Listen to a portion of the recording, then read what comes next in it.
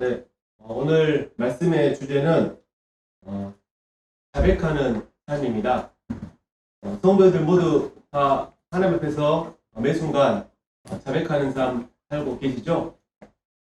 네, 오늘 먼저 본문 말씀 한번 보겠습니다. 요한일서 1장 9절 말씀 함께 찾아서 읽도록 하겠습니다. 만일 우리가 우리 죄를 자백하면 그는 미쁘시고 의로우사 우리 죄를 사하시며 우리를 모든 불의에서 깨끗하게 하실 것이요. 자, 저희 모두가 다 잘 아는 말씀이죠. 그런데 이 말씀의 의미를 우리가 온전하게 이해하기 위해서는 이 요한일서의 말씀의 중심 배경을 먼저는 이해해야 됩니다. 이 요한일서는 하나님의 생명을 가지고 있는 이 사람들이 가진 그 특징을 잘 설명해 주고 있습니다. 그래서 이 생명의 특징들을 잘 살펴보게 될 때 하나님과의 친밀한 사귐을 갖기 위해서 어떻게 해야 되는지 이것을 크게 두 부분으로 나누어서 설명해 주고 있습니다. 그래서 먼저는 이 빛이신 하나님, 즉 거룩하신 하나님과의 친밀한 사귐을 갖기 위해서 우리가 어떻게 해야 되는가, 그리고 사랑이신 하나님과의 친밀한 사귐을 갖기 위해서 어떻게 해야 되는가, 이걸 설명해 주고 있는데, 지금 우리가 이 읽은 말씀은 그 중에 이 빛이신 하나님, 이 빛 되신 하나님과의 사귐을 갖기 위해서 가장 먼저 필요한 것, 다른 말로는 우리가 거룩한 삶을 살기 위해서 가장 먼저 필요한 것은 바로 자백이라고 말씀하고 있습니다. 이걸 반대로 말하면 이 성도가 자백하는 삶을 살지 않는다면 그 성도의 삶에서 이 빛이신 하나님이 온전히 드러나지 못한다는 것입니다. 성도가 자백하는 삶을 살지 못한다면 그 성도의 삶에서 거룩의 능력이 나타나지 않는다는 것입니다. 이 말씀에서 하나님 앞에 내가 지은 죄들을 자백했을 때 하나님께서 용서해 주신다고 말씀하셨는데, 여기서 말하는 용서는 법적인 용서가 아니라 가족적인 용서입니다. 우리의 죄에 대한 법적인 용서는 이미 예수님의 십자가의 피로써 완벽하게 해결이 되었습니다. 그리고 우리는 하나님 아버지의 자녀가 되었죠. 근데 우리가 이제 하나님의 구원받은 자녀가 되었지만, 하지만 우리 안에는 여전히 죄성이 있습니다. 그래서 우리가 이 죄성으로 말미암아 때로는 죄들을 짓게 되죠. 우리가 그럴 때 하나님 아버지 앞에 이러한 죄들을 자백함으로 나아갈 때 아버지 하나님께서는 우리에게 가족적인 용서, 즉 아버지가 자녀에게 해주시는 이 용서함을 받게 된다는 것이죠. 이것은 곧 관계의 회복이라고 할 수 있습니다. 자, 우리 육신의 아버지와 아들 사이에서도 아들이 아버지께 잘못할 때 그 관계가 서먹서먹해지고 불편해집니다. 근데 아들이 아버지께 잘못을 시인하고 용서를 구했을 때 아버지는 그 아들을 사랑스럽게 받아주시고 또 그 관계가 아주 깨끗하게 회복이 됩니다. 아버지에게 있어서 아들의 용서하지 못할 죄는 그 어떤 것도 없는 것입니다. 마찬가지로 우리 성도들이 하나님 아버지 앞에서 죄들을 범하게 됐을 때 우리는 아버지 하나님과의 관계가 불편하게 되고 또 그 교제가 답답해짐을 경험합니다.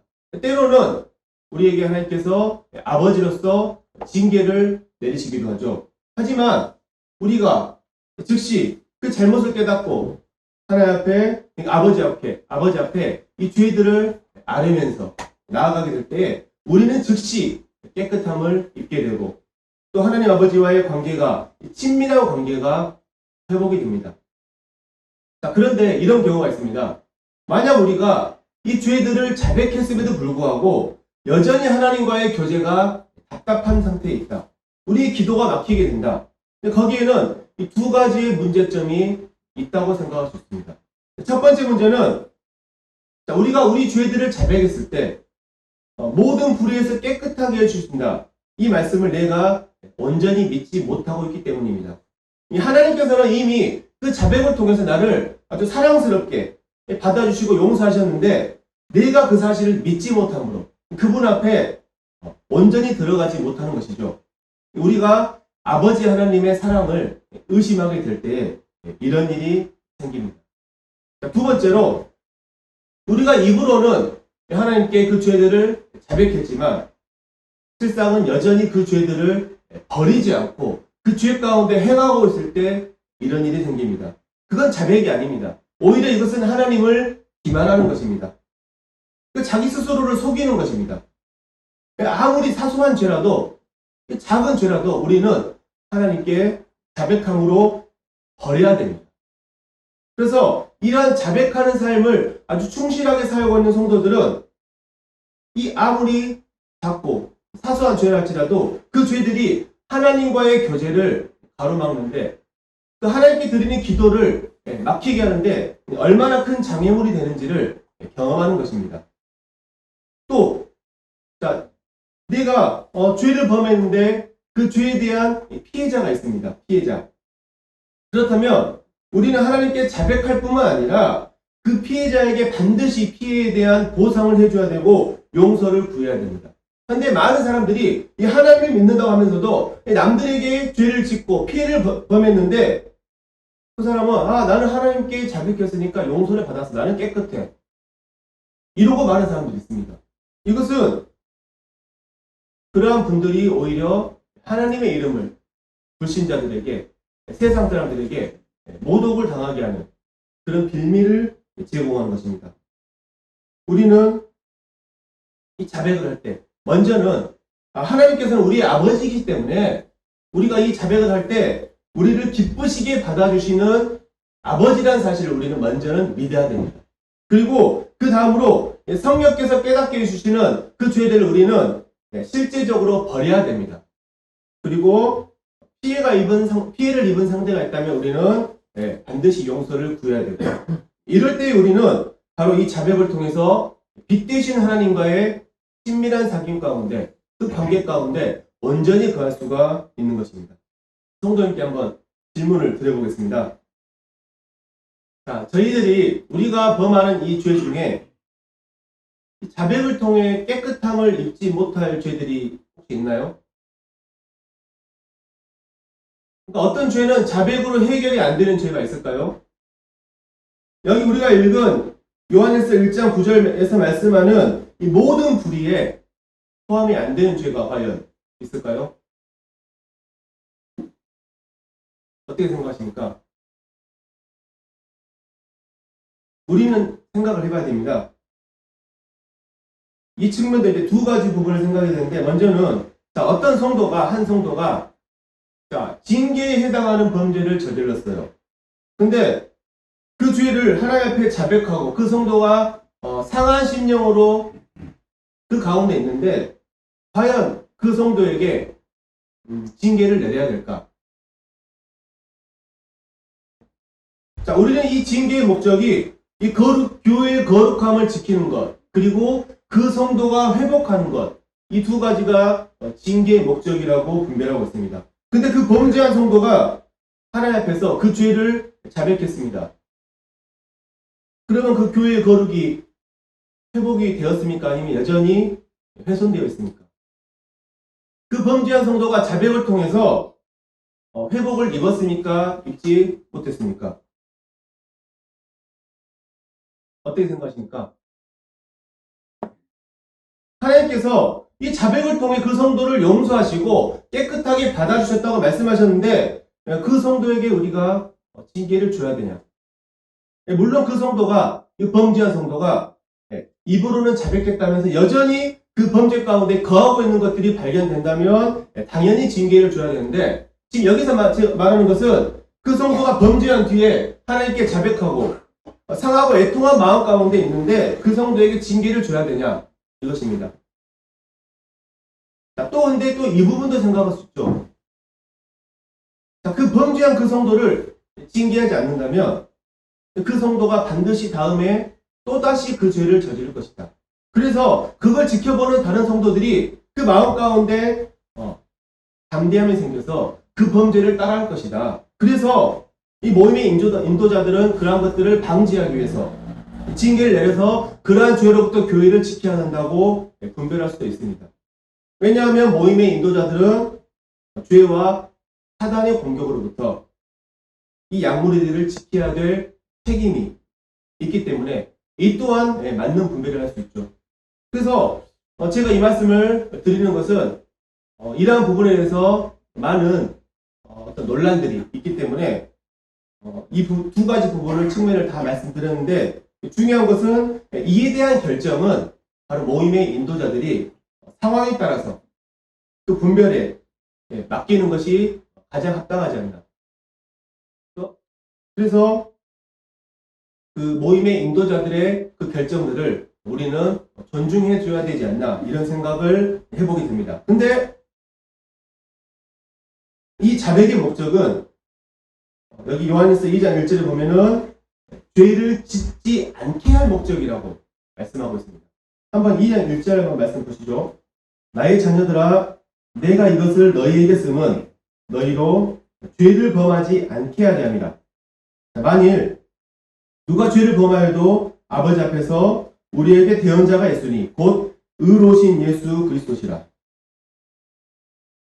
우리가 아까 읽었던 1장 9절 말씀대로 어떠한 죄를 지어도 자백하면 되니까, 이제 그 말씀이 그 성도들에게 죄를 지어도 괜찮다는 그 일종의 면죄부를 주는 것 아니냐, 이렇게 생각하는 분이 있을까봐 하나님께서 이 말씀을 주셨다고 분별되어집니다.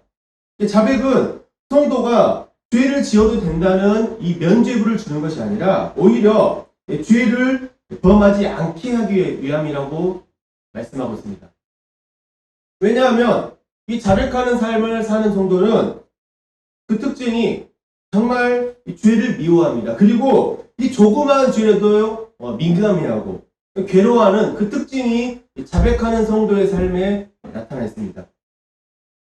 근데 그 성도가, 이제 자백하는 삶을 사는 성도가 죄를 미워하고 정말 증오하는데, 하지만 이 자신 안에 있는 이 죄성으로 말미암아 또다시 자기가 그토록 미워하는, 싫어하는, 짓기를 거부하는 그 죄를 다시 지을 수가 있다는 것입니다. 근데 그럴 때라도 그 성도가 우리가 절망하거나 무너지지 말아야 할 것은, 그 이유는 바로 이 말씀 보는 것처럼 하나님 아버지 앞에서 우리를 위해 대언해 주시는, 우리의 죄를 변호해 주시는 바로 예수 그리스도가 있기 때문이라는 사실입니다. 이것이 요한일서 2장 1절의 의미입니다. 그래서 우리들은 이 하나님께 자백함으로 나아가는 성도, 그 성도가 우리가 보기에는 또다시 저 죄를 저지를 것 같아, 그렇게 보인다 할지라도 우리는 그 자백하는 성도를 향해서 판단해서는 안 됩니다. 왜냐하면 우리 주님께서 그 성도를 변호해 주고 계시기 때문입니다. 그 범죄한 성도를 핏값으로 속량해 주시고, 또 그 성도의 삶을 친히 설계하시고 인도하시는 그 주님께서 그 성도를 변호하고 계시기 때문에 우리는 그 성도에 대한 판단을 오직 주님 한 분께만 맡겨야 되는 것입니다. 우리 성도들은 하늘에 앉혀졌습니다. 하늘에. 그리고 하늘로부터 다시 태어난 성도들입니다. 그렇기 때문에 우리는 과거에는 어땠는지 모르겠지만, 바로 어제까지는 우리가 많은 문제들을 저질렀을지 모르겠지만, 우리는 언제든지 새롭게 될 수 있는 새 사람이 되었습니다. 언제든지 주님께서 그 사람을 변화시키기로 작정하신다면 그 사람은 언제든지 주님께서 사용할 수가 있는 것입니다. 이것은 주님께서 하실 일이지 우리들은 그에 대한 평가를 조심해야 됩니다.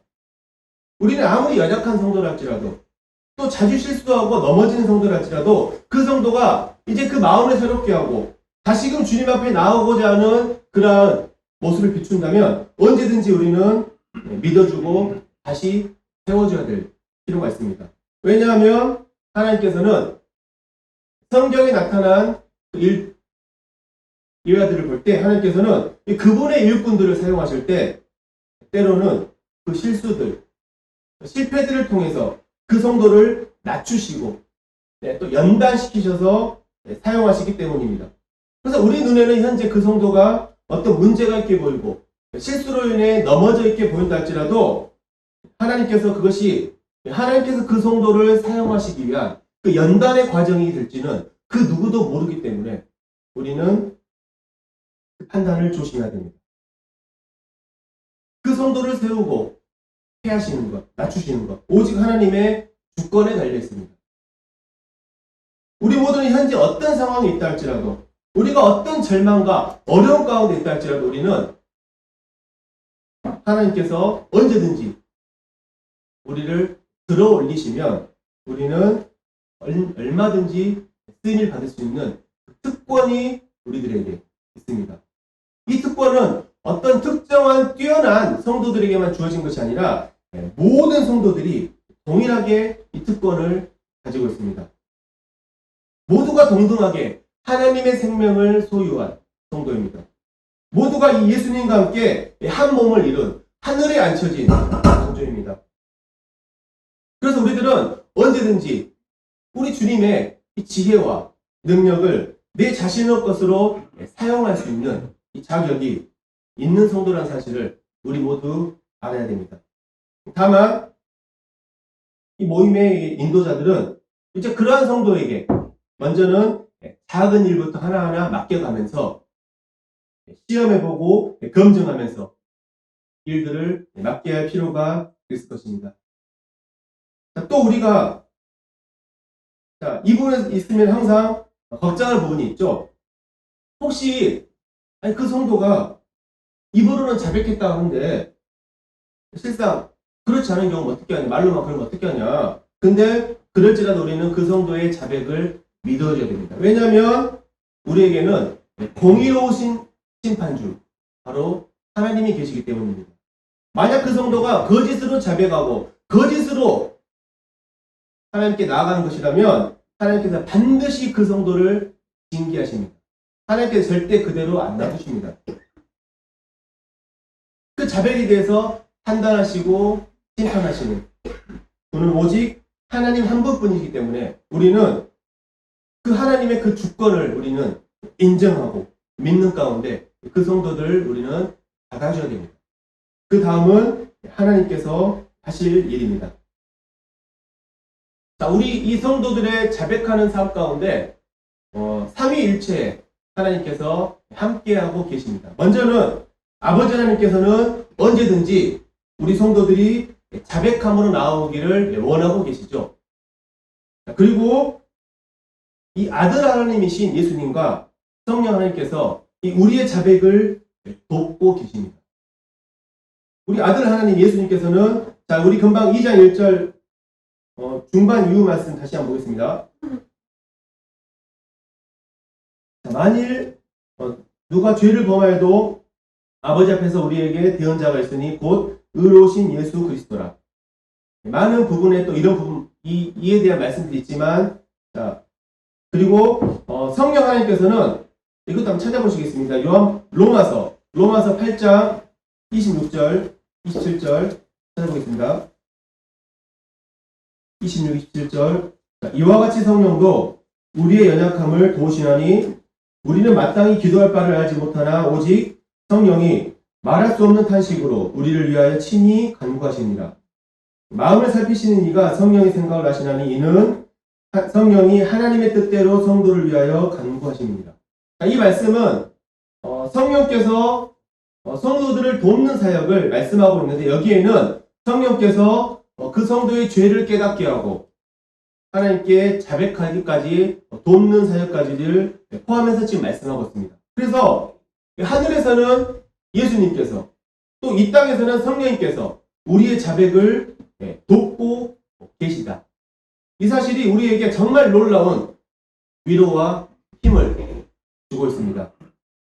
자, 그런데 우리가 이 하나님, 우리의 자백을 도우시는 하나님, 또 예수님과 이 성령님의 사역을 우리가 이해하기 위해서 먼저는 우리가 알아야 될 사실이 있고 또 경험해야 될 사실이 또 있습니다. 그래야만 우리가 이 온전한 자백의 삶을 살 수 있는데요. 자, 먼저 알아야 될 사실을 살펴보겠습니다. 자, 우리는 이 죄와 죄들 알고 있습니다. 이 죄라는 것, 죄의 이 단수는 이 죄성을 말해요. 죄성을 말하죠. 이 죄성, 이 하나님을 마음에 두기 싫어하는 이 죄성, 이 죄성으로부터 바로 모든 불의와 추악, 탐욕 이런 죄들이 나오는 것이죠. 그러니까 죄는 이 죄들을 죄는 뿌리라면은 나무의 뿌리라면은 이 죄들은 그 뿌리로부터 나오는 열매라고 할 수 있습니다. 그런데 자 먼저 하나님께서는 우리 안에 있는 이 죄성을 십자가에서 우리 주님의 죽으심과 함께 죽게 함으로써 해결을 하셨습니다. 그리고 우리가 짓는 이 죄들은 어떻게 해결하셨죠? 십자가에서 우리 주님의 그 피로, 바로 과거와 현재, 미래, 이 모든 죄들을 다 십자가에서 완전하게, 완벽하게, 깨끗하게 용서하셨습니다. 그리고 또 우리가 이제 살면서 짓는 죄들이 있죠. 그 죄들로 인해서 그게 다 용서가 되었지만 이 죄들로 인해서 우리의 양심이 하나님 앞에 온전히 나아가지 못하고 그래서 하나님과의 교제가 막히는 부분들을 바로 이 자백을 통해서 해결이 가능합니다. 그리고 이 자백을 돕는 분은 하늘에서는 예수님, 이 땅에서는 성령님 이렇게 인도하시는데 근데 중요한 것은 우리가 이 사실을 이제 죄와 죄성과 죄들 이것을 알지 못한다면 내가 어떻게 내 안에 있는 이 죄성을 이겨야 되는지 그 방법들을 알지 못하고 그 근본적인 해결책을 알지 못한 채 계속해서 이제 이 죄성으로부터 나오는 짓는 죄들을 자백만 하면서 나아간다면 우리는 마치 다람쥐가 쳇바퀴를 돌듯이 끝없이 우리가 죄짓고 자백하고 이것만 계속 반복하게 된다는 것이죠. 그 이유는 이 죄성에 대해서 우리가 어떻게 승리해야 되는지를 알지 모르기 때문에 그렇게 되면 우리는 이제는 자백하는 삶을 산다 할지라도 계속해서 짓는 이 죄들로 인해서 그 문제를 우리의 양심이 결코 온전해지지 못합니다. 그래서 결국에는 어떤 경우는 이 자백하는 삶을 포기하게 되는 경우도 있습니다.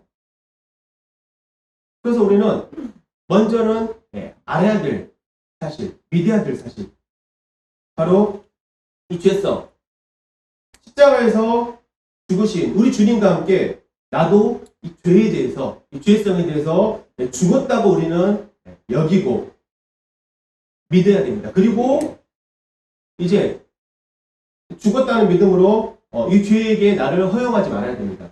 예전에 이 어거스틴 예화 한번 제가 들은 적이 있습니다. 예전에 나는 죽었다.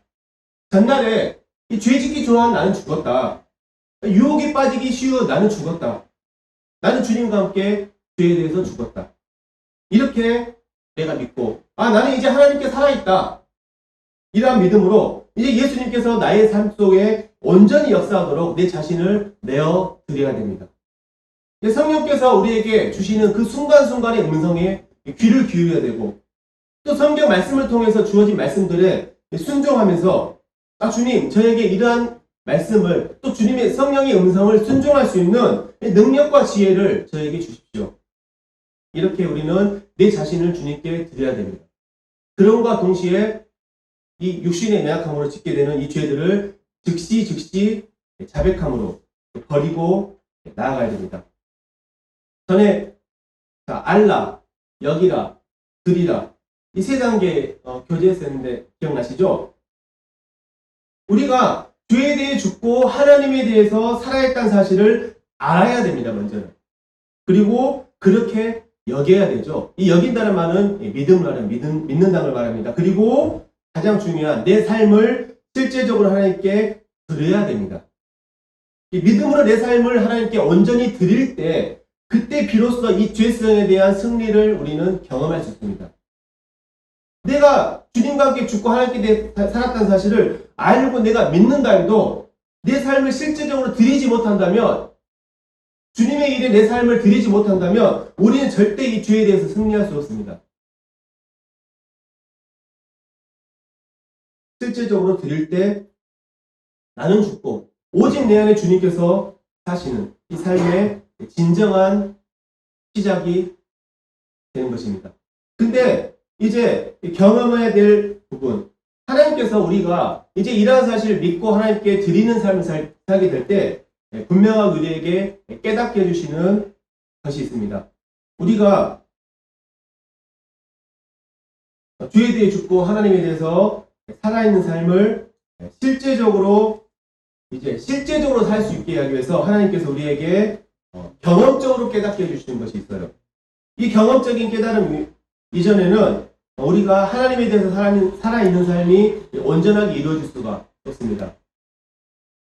우리가 그러한 삶을 살 때 하나님께서 우리에게 깨닫게 해주시는 것은 왜 나에게 이 죽음을 선언하셨는지, 왜 내가 십자가에서 이 죄에 대해서 죽은 자가 되었는지 이 사실을 깨닫게 해주십니다.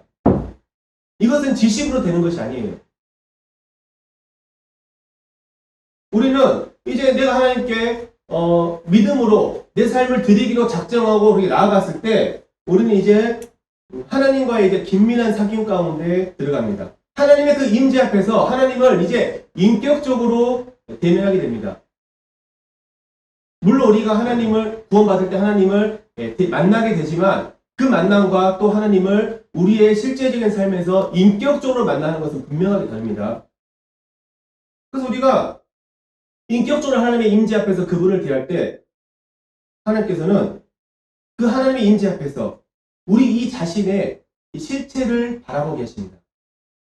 우리가 얼마나 근본적으로 더럽고 부패하고 이 악하고 무능한 죄인인지를 하나님께서 분명하게 깨닫게 해주십니다. 아, 나는 도저히 하나님 앞에 설 수 없는 이 자격이 없구나. 나는 정말 무가치한 자구나. 이것을 깨닫게 하는 순간까지 성령께서는 우리를 낮추시고 하나님의 빛으로 우리에 있는 이 죄성의 어두운 부분들을 다 드러내십니다. 그래서 내 자신 안에 그 어떤 선함도 없다. 이 절망을 깨닫는다는 것은 하나님을 인격적으로 대면한 성도들이 공통적으로 경험하는 특징입니다. 그래서 하나님을 인격적으로 만나본 교제한 성도들은 그 특징이 절대로 자기 자랑을 하지 않습니다. 절대로 자기 자신을 신뢰하지 않습니다. 다른 성도들을 판단하거나 다른 성도에 대해서 내가 더 낫다는 교만한 마음을 갖지 않습니다. 혹시 그 마음이 든다 할지라도 즉시 그것이 죄임을 깨닫고 자백하고 버립니다. 그래서 다른 성도들의 잘못들을 용서해주고 용납해주고 또 자기가 지은 죄에 대한 잘못에 대한 용서를 반드시 가서 구하고 화해를 합니다. 하나님 앞에서 자기의 실체를 바라본 성도는 겸손해지고 낮아지게 됩니다. 성령님께서 우리 안에서 이러한 사역을 하시죠. 성령님께서 우리를 그러한 위치까지 낮추시는데 사용하는 가장 보편적인 방법이 뭐냐면 고난, 실패입니다. 하나님께서는 여러 가지 형태의 우리에게 고난이나 실패를 경험하게 하면서 우리 자신을 낮추시고 내 자신의 의를 포기하게 만듭니다. 그리고 오직 하나님 한 분만을 바라보게 만듭니다. 이것은 이 성경의 가르침이기도 하고 또 우리 모임의 교사 선생님 중에 이 그리스도와의 연합을 기반으로 한 이 그리스도인의 성장에 대해서 가르치는 교사들이 공통적으로 이 부분을 강조하고 있습니다. 하나님으로부터 주어지는 고난, 징계, 또 실패 이것이 없는 그리스도인들은 성장할 수 없다고 가르칩니다. 그래서 이 고난이나 징계, 이 실패는 이 하나님의 이 학교에서 하나님께서 그 성도를 개인적으로 훈련시키시는 그 교육 과정이다. 이렇게 표현하시는 분도 계십니다. 그리고 이 고난, 하나님께 주시는 고난과 또 실패, 이것과 함께 하나님 앞에서 내 자신을 진실되게 또 볼 수 있는 또 하나의 방법이 바로 오늘 주제의 말씀인 자백입니다. 왜냐하면 계속해서 자백하는 삶을 충실하게 사는 성도는 내 자신 안에 근본적으로 선한 것이 없다는 것을 실감하고 있기 때문입니다. 우리 누구에게나 다 연약한 부분이 있죠. 어떤 특별히 감당하기 힘든 죄들이 있습니다. 어떤 성도들은 재물의 문제에 있어서, 어떤 성도들은 이 성적인 문제에 있어서, 또 어떤 성도들은 자신의 어떤 화를 다스리지 못하는 등등 우리 각자만의 감당하기 힘든 이 죄들이 있어요. 그래서 내가 그런 죄들을 짓고 난 뒤에 하나님께 자백함으로 나아가서 이제 하나님과의 관계가 회복이 되었다 해서, 근데 그 앞으로 그러한 죄들을 완전하게 이겨낸다, 완전하게 짓지 않는다, 이것은 아니죠. 그 다음에 또 짓고 자백하고 또 짓고 자백하고, 계속해서 우리가 이러한 자백들을 무한으로 반복하다 보면은 어느 순간부터 깨닫습니다. 아, 나는 이러한 죄성, 이 죄들을 이길 힘이 나에게는 전혀 없구나. 이 사실에 대해서 절망하는 순간까지 가게 됩니다. 아, 내 안에 있는 이 죄성이 나를 도저히 내가 정말 저항할 수 없는 힘으로 나를 죄를 짓게 끌고. 사도 바울이 로마 7장에 고백한 것처럼 오호라 나는 공고한 사람이다. 누가 이 사망의 몸에서 나를 건져내랴. 이러한 고백이 자신의 고백이 되게 되는 것이죠. 그때서야 비로소 왜 나에게 죽음을 선언하셨는지, 왜 나에게 이 죄성에 대해서 죽었다고 선언하신지를 깨닫게 됩니다. 내가 죽지 않고는 절대로 이 죄성에 대해서 해방될 수 없다는 사실을 깨닫게 되는 것입니다. 그동안 내가 나는 죄성에 대해 죽었어, 이 사실을 지식적으로만 알고 있었는데 이제는 경험적으로 내가 깨닫고 이것을 실제적으로 내 삶 속에서 적용할 수 있는 이 준비가 비로소 된 것입니다. 이제 진정으로 나의 의가 아닌 나의 노력이나 나의 선함, 나의 능력, 나의 의지가 아닌 오직 예수 그리스도의 의로 살아갈 준비가 이때 비로소 되는 것입니다. 그때서야 내 자신이 아니라 하나님을 바라볼 수 있는 이 시야가, 이 영적인 눈이 비로소 뜨이는 것입니다. 그때서야 나를 위해 변호하고 계시는, 나의 자백을 돕고 계시는, 나를 인도하고 계시는 예수님과 성령님을 바라볼 수 있는 눈이 열립니다. 그때서야 예수님과 이 성령님께서, 하나님께서 얼마나 위대한 사역으로 나를 지금 돕고 계시는지 이것을 볼 수 있게 되고 비로소 하나님을 의지할 수 있게 됩니다. 또 이 위대하신 사역을 계획하신 하나님의 지혜, 이 능력, 이것을 진정으로 감탄하고 찬양하고 경배하게 됩니다. 내 중심이 아니라 이제 하나님을 중심으로 실제적으로 살게 되는 것입니다. 처음에는 내가 그냥 지식적으로 이 말씀을 따라서 지식적으로 자백만을 시작했는데 나중에는 이것이 경험적인 자백으로 바뀌게 됩니다. 그럴 때 그 성도의 삶에서 빛이신 하나님이 온전히 드러납니다. 그 성도의 삶 속에서 거룩의 능력이 그때서야 비로소 나타나게 됩니다.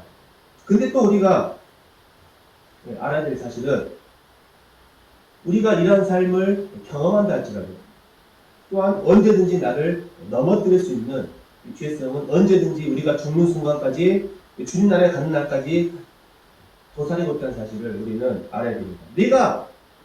나는 이런 삶을 살고 있어, 나는 경험해, 이렇게 어떤 자만하는 순간 사단은 그때 또 공격을 시작한다는 사실 우리는 분명히 알아야 됩니다. 나는 온전히 죽고 내 안에 그리스도께서 사시는 이 삶, 이 온전한 그리스도와의 연합, 이것을 위해서 하나님께서는 다양한 방법으로 우리들을 인도하십니다. 어떤 성도들은 성경 말씀들을 아주 지식적으로 온전히 이해하는 가운데 그 말씀들을 통해서 이러한 삶에 대한 인도함을 받기도 하고, 어떤 성도들은 이 성경 말씀들을 잘 알지는 못하지만, 잘 이해하지 못하지만 그 성도의 삶 속에서 하나님께서 여러 가지 방법으로 역사하셔서 이렇게 인도하시기도 합니다. 하지만 중요한 것은 우리가 성경을 지식적으로 많이 알든 또 잘 모르든 이 그리스도와의 온전한 연합 가운데 나아가는 성도들은 공통적으로 이 자백하는 삶이 기본적으로 갖춰져 있는 성도라는 사실을 알아야 됩니다. 매 순간 하나님께 자백함으로 나아가는 성도들만이 온전히 경험할 수 있는 것입니다. 그래서 이 요한일서의 주제처럼 빛 대신 하나님과의 온전한 사귐 가운데 거하기 위해서, 그래서 그 삶 속에 이 거룩의 능력이 나타나기 위해서 가장 먼저 해야 될 것은 자백이라고 말씀하고 있는 것입니다. 마지막으로 요한일서 1장 9절 말씀 한번 다시 한번 보고 마치겠습니다.